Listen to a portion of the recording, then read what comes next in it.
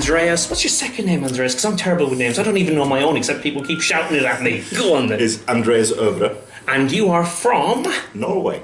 Okay, let's kind of plug this as more of a channel plug, shall we? Yeah. And you are from? I'm representing Spillforeningen, the Fellowship, YouTube channel. Yep. We produce the Grind campaign, 230 scenarios over the next 4.5 years. So if you mind, please check that out. This guy's say no more. That's a lot. That's a lot of stuff. Yeah, but we're doing like this, so we film it in batches. Yeah. So the first 8, well, the 5th one is coming up today. Right. So we filmed it all in one weekend. Yeah. And then we have like 4, 5, 6 weeks until the next one, and then we'll do 6 or 7 more scenarios. So we'll just keep it up like that. Yeah. And just get the miniatures then for that particular set, and we're golden. But you're a bit more famous for something recent. You're the instigator of a lot of initial what's going on sort of comments, but now they've all been brushed aside because the reality and the truth's come out, and you're the shining glory. You got the snippets of information and put them onto a video and got the world rocking with the news from GW. So that is fantastic. I'm not going to ask where your sources came from because that's not my place to ask, but delighted to have you on the channel for that reason, because a lot of respect here. Oh, I know there's a lot of people out there who are delighted, people who couldn't make bonus calls. But let's push that aside. What got you into all of this? Why did you start? Why have you got such a longer beard than I have? Well, the beard is because I'm Norwegian, so that's in my genes. Okay, we'll keep this family friendly. Not in my pants, but in my jeans. Yeah. So, what got me started in the hobby as a whole, or just loitering stuff? Got you started in the hobby. Let's go back to day one of age 8. I believe. Yeah, age 8.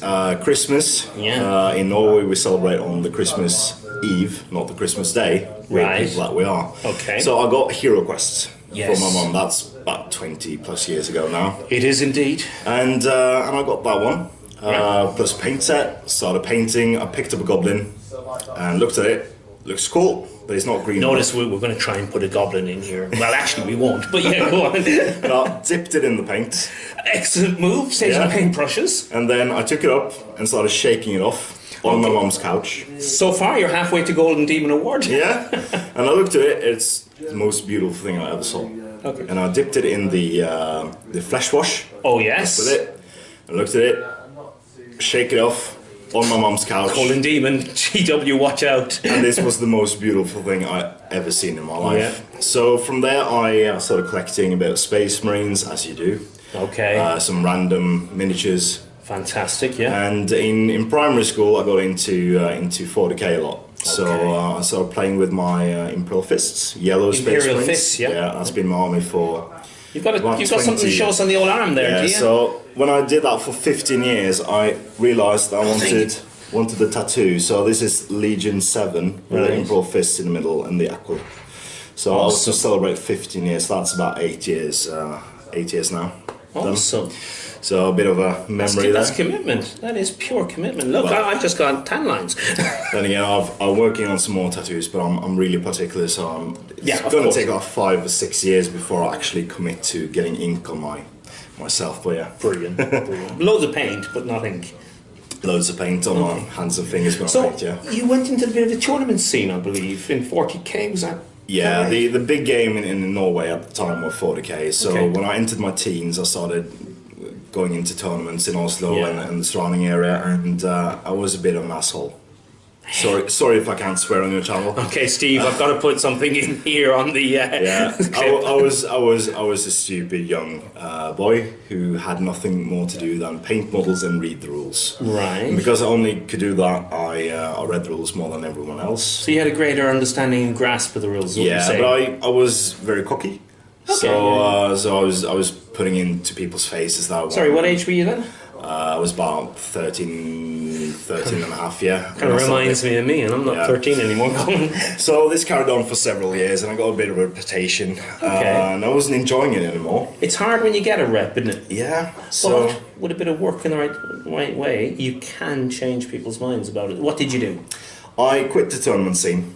altogether. I continued painting models, I continued having fun. I pushed 40k a bit to the side and started fantasy. Okay, yeah. And also a couple of years later, Lord of the Rings. But you stayed out of the tournament scene for these tournament two. scenes, yeah. So what brought you back in?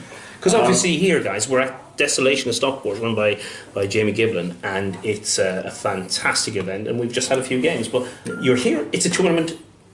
Tell us the integration. What happened there? On my 18th birthday, I was offered a job at Games Search Oslo, local store, and that made me think about the hobby in a different way, because I could teach people how to play the game, teach people how to paint, and listen to their hobby. So my hobby was that time I just painted. That was my hobby at the time, having a few. I could just see you at the table in Sunday Games Workshop, cracking on with a few models there. Then everybody else like, tournaments, cool fantasy tournaments. So I was drawn into the fantasy tournament scene, and also the Lord of the Rings tournament scene, because I was over for grand tournaments in England quite a lot during my years in Games Workshop as well. And afterwards I found the joy in going to tournaments and not being stupid teen anymore. I was playing people, wonderful people from all over the world. They were nice guys, and I wanted nothing more to just show them my army, show them what I can do. And if I win, that's great. If I lose, that's even better, because then they have had a good game as well. So what got you into the so get us started with your first your first Lord of the Rings Hobbit tournament. What was it like? That was a tournament in Nottingham. One of the first grand tournaments for it, I think. Oh right, Throne of Skulls. Yeah, the Throne of Skulls now. Back then it was called Grand Tournament. Okay. So I took all metal dwarfs and excellent Easterlings, all metal Easterlings as well, I think. Was it two armies or so? Yeah, two armies at the same time. And this was before the warband rules, so you could have one hero if you wanted to. That was well before my time, believe it or not. Yeah. And you found things like Legolas and 72 elves, stuff like that, Gamling and 30 outriders, which were heroes at the time with no might. So the royal banner was quite good. So I was still working for Games Workshop, so I had to watch myself, like not be too competitive, not get a reputation again. But it was nice. Lost to many people and had a good time. But I was trying to be more competitive, but in a nice way. Of course. So I was in a couple of the final games, and I won one of them. I don't remember the year, but I nearly beat Vesenenye, one of the champions at the time. I've heard his name with a very bound around move. And with a lot of respect. I'd love to meet the guy one day. Wow, so you played him. Yeah, and one of my fellow Norwegians, I played him in the final game, and he feigned a heart attack while we played. The time limit was nearly going off. I won in the end. That was maybe that one I won. I don't remember. While he was on the floor. I knew he had a heart condition, but he feigned a heart attack just to be funny. That was great. Oh dear. Okay. No, so and after that, the game died a bit down in Norway. What got you into doing your channel? And what got the league? There isn't a league. In Norway, but there is independent tournaments, and then there's the Masters or the Grand Masters tournament. Do you want to run through quickly about those? Yeah, of course. So in 2014, I was approached by the new manager of the Games Workshop store. He wanted to make a 6-man tournament. Okay. So I said I would love to do that, and I met 5 people I've never met before. Wonderful guys, a bit younger than me, most of them. But wonderful people, and we played wonderful games, had a chat afterwards, and we exchanged some information. I added them to my Facebook, and then I was approached to have an 8-man tournament in the store. Okay.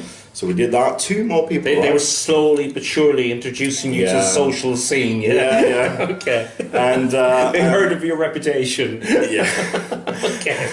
And this was like 2 more people, and after that we thought we have to do something with this. We have to, because they were like people living so close to each other, never met, never knew each other played the same game. So we made a Facebook group now called Middle Earth SPG Norway. Right. And just started socializing there. And in Norway, we have this fantastic opportunity. That is, if you have a group that is with some members under the age of 26, Right. and you don't promote drinking or drugs, you get money from the state doing youth work. Brilliant. And we then entered an umbrella corporation called Hyperion in Norway that does all the paperwork for us. Yeah. So we don't have to do any paperwork at all, and we just get some money in, about £5 a year from the members, and we get loads of money back from the state, so we can buy terrain, books, and maybe in the future, if we get enough members, we can get a local club going with a space for it as well. That is brilliant. That's something that this is brilliant news for us guys, and not necessarily to just know and perhaps tap into that if we could in our country, but to know how other countries are developing their hobby and to what lengths you guys are going to. So, have you got a committee now, or? Yeah, so I'm the leader of the group of sorts. So I was elected the leader 2 years running, and we have 4 more people in the board of directors of sorts. Right. So we have an annual meeting. We are required to have an annual meeting where all the members, dues pay members, can come in and give us their points on things, and we vote on how we spend our money. Well, obviously, if you've got legislation from the government, you have to keep everything. So we keep it above board, but the rest of the group basically gives the board of directors the opportunity to spend the money as they see fit. Brilliant. So we give them like a budget, and they vote on it, and we are free to use that money in our parameters. So we started introducing more and more plays through the Battle Company series. Okay. Yeah. So we did a 12-week Battle Company with just brackets, like you play that one, you play that one, and you get more and more experience. Yeah. And I found that just posting like who played who, that was quite boring. So I started making a YouTube video of it. Yeah. I was like, okay, so this has happened, this was cool, I watched some of the games. Showing enthusiasm and excitement. Showed you a few clips of what happened, Yeah. and then who's next paired up for the next game. And then I started doing battle reports from the games on film, and releasing that on the YouTube channel as well. And then it suddenly just took life of its own. I started doing hobby vlogs. Other people started doing hobby vlogs. You've probably seen Weil, Ole Wilhelm, and Joachim's hobby vlogs as well on our channel. And more battle reports and stuff like that. And it just steamrolled from there. And now we're in a state where you're a well-known face. Okay, I think the reputation is well and truly gone behind you. Okay, you're a likeable, lovable fella, and you're pushing the hobby in Norway to such an extent that we can only take your hat off to you. Thank you. But aside from that, have you got connections other than the UK? Because I know we're aware you have connections. You're here, but do you have connections with other leagues, other countries, and how are things developing there? Yeah, so we're not ready to have a league of our own yet, because the league requires a specific amount of players, I think. So we're better off having independent tournaments. All of them are arranged by our wonderful group, Spillforeningen Fellowship. Yeah. But we have independent tournaments, and then we have Norwegian Masters once a year, where we usually get people from all over the country joining in. But during to get inspiration for tournament packs and stuff like that, I started approaching GBHL first, because that was the well-known podcast channel. Or the Facebook page? Firstly, I started watching the YouTube videos, and then I was introduced to the Facebook page. Right. And through that, I've gone into contact with James and Jamie, Tom and Damien, JT, yes, of course, and also Steve Crow. Little plug here. JT from Awkward Battles, awesome little shop. Check him out. Steve Crow, horrible man. Makes too much scenery. I just played awesome JT. He's an awesome guy, yeah. He is, yeah. So and then we started thinking there must be more out there. So we first approached the German scene, tabletop Liga, German hobby tabletop seen Liga. This, yeah. Unfortunately, I don't understand German. I know a bit, but watching 2-hour-long videos in German is is a bit out of my school. I love his enthusiasm. Yes. His enthusiasm is awesome. So if you're watching this, maybe you can get closed caption text on your videos. I know YouTube does automatic translations. Poor Irish guy, can't even speak English, you know. So that would be Some great. help, please. And then we reached out to Devin. Yes. In the DCHL. Running Nova in September. See, I'm trying to plug. Yeah. Plugging Nova, September. Go on. And he's a great guy. He has so much enthusiasm for the hobby, and I feel that he is doing much of the same thing I'm doing. Because they don't have, they have a league, but it's not the entire country. Yeah. So it's difficult there, though. Bit of the same thing because Norway's long country, long stretch.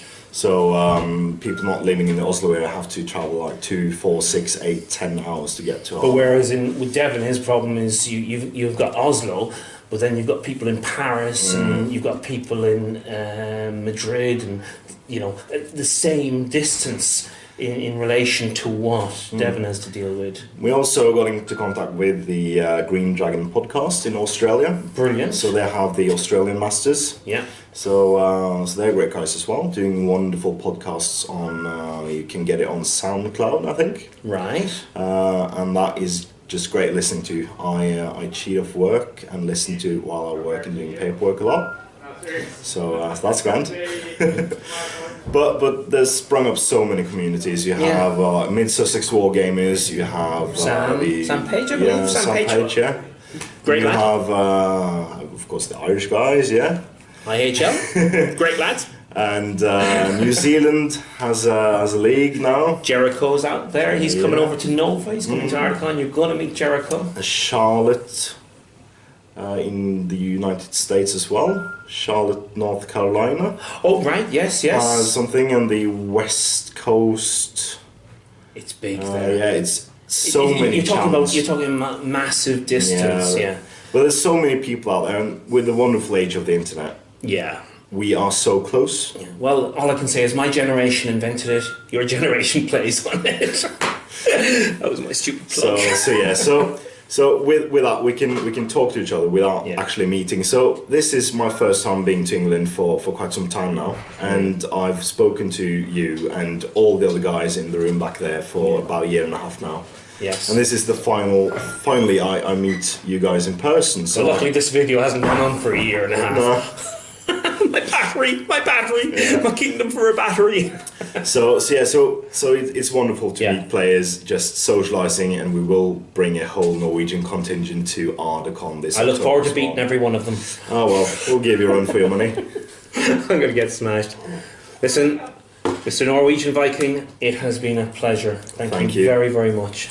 Guys, as Owen would say, like, subscribe, comment below. Subscribe to this guy. Subscribe to all the people I mentioned. Yeah, get involved, get in the community, blah, blah, blah, blah, and nice chatting to you again. Bye. You Bye, take guys. care, everybody. Bye for now.